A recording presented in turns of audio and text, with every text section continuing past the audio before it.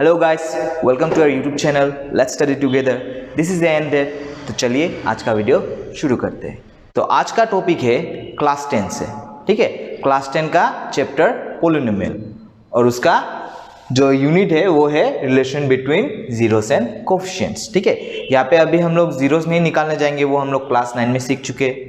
Division वो भी हम लोग को नहीं करना क्योंकि वो भी हम लोग क्लास 9 में सीख चुके। तो यहाँ पे मेन जो है वो है relation between zeros and coefficients, ठीक है। तो हम लोग स्टार्टिंग करेंगे क्वाड्रेटिक पोलिनोमियल से, ठीक है। तो पहला बात होगा कि क्वाड्रेटिक पोलिनोमियल का जनरल फॉर्म क्या होता है। वो होता है ये ax² bx + c। तो यहाँ पे अगर कोफिशिएंट्स का बात करने जाए तो वो क्या होगा, a जो कि कोफिशिएंट ऑफ x² है, फिर b जो कि कोफिशिएंट ऑफ x है, और c जो कि कांस्टेंट टर्म है।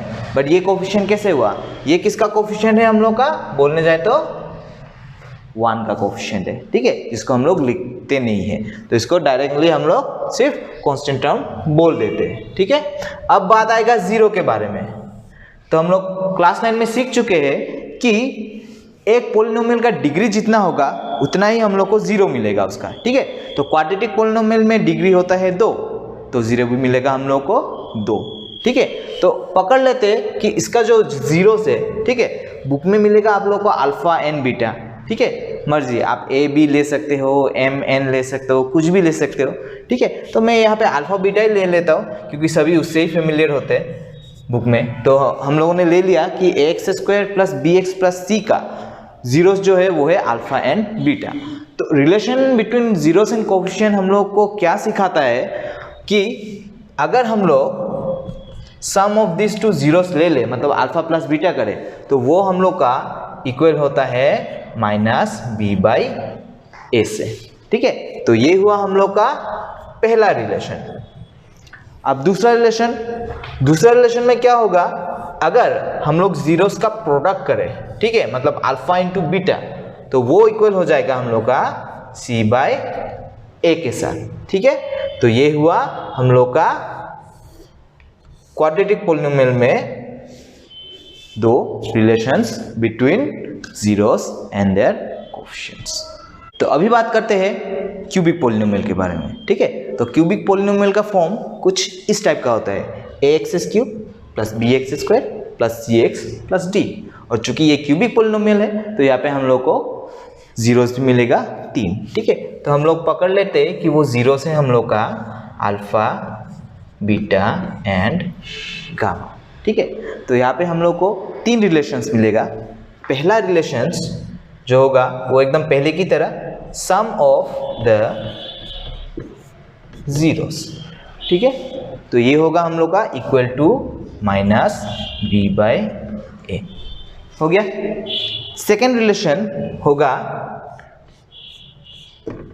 Taking 2 zeros at a time and then sum of the product of them, ठीक है। मतलब 2 करके हम लोग लेंगे, उनका मल्टीप्लिकेशन करेंगे और बाद में उन लोगों को हम लोग ऐड कर देंगे, ठीक है। तो यहाँ पे अगर हम लोग लेने जाएंगे तो पहला आएगा हम लोग का अल्फा इंटू बीटा, फिर आएगा हम लोग का बीटा इंटू गामा, ठीक है, और फिर आएगा हम लोग का गामा इंटू अल्फा, ठीक है। और फिर इन तीनों का एडिशन, ये हो गया, ठीक है। और ये होगा इक्वल टू c/a, ठीक है। तीसरा रिलेशन वो होगा simply product of all the zeros, so alpha beta gamma, और ये इक्वल टू होगा -d/a, ठीक है। तो ये 3 है रिलेशन फॉर क्यूबिक पोलिनोमियल। तो यहाँ पे हम लोग एक सिमेट्रिसिटी देख सकते हैं याद रखने के लिए। जैसे पहले हम लोग करते थे क्वाड्रेटिक पोलिनोमियल में, तो वहाँ पे क्या था, alpha plus beta equal to -b/a, फिर alpha beta equals to c/a, ठीक है। मतलब पहले माइनस, फिर हम लोग का आता था प्लस। तो यहाँ पे भी अगर हम लोग देखने जाए तो वही ऑल्टरनेट प्लस माइनस हो रहा है, पहले माइनस फिर प्लस फिर माइनस। तो इस चीज़ को हम लोग इस तरह से इजीली याद रख सकते हैं।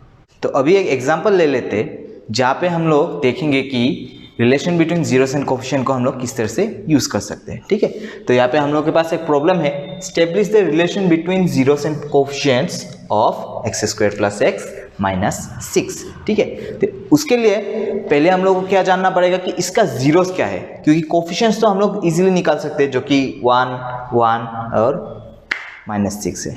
ठीक है, तो हम लोग को जीरोस निकालना पड़ेगा, जो कि आप लोग भी इजीली निकाल सकते हो यूजिंग मिडिल टर्म फैक्टराइजेशन और एनी अदर मेथड। ठीक है, तो यहाँ पे मैं सिर्फ स्टेब्लिश करने जाऊंगा रिलेशन को, जीरोस नहीं निकालूंगा। ठीक है, तो इसको पहले मैं 2 पार्ट में डिवाइड करता हूँ ताकि अच्छे से हम लोग देख सके। ठीक है, तो यहाँ पे अगर हम लोग देखने जाएंगे तो इसका जो जीरोस होगा आफ्टर सॉल्यूशन वो होगा हम लोग का -3 and 2 हो गया।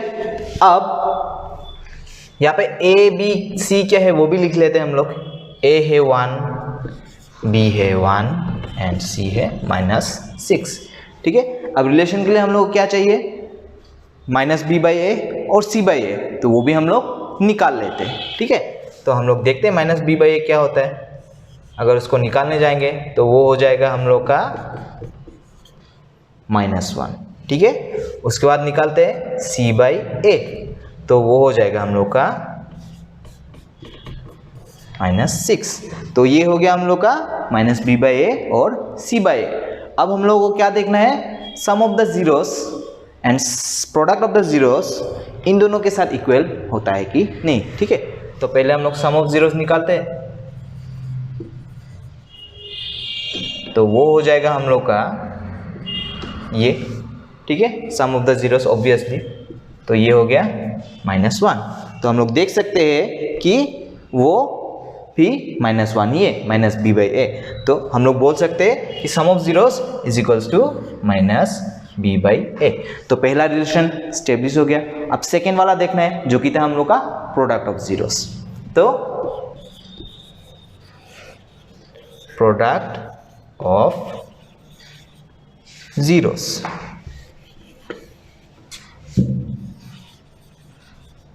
ठीक है, तो वो अगर हम लोग करने जाएंगे तो क्या हो जाएगा, -3 × 2 मतलब -6।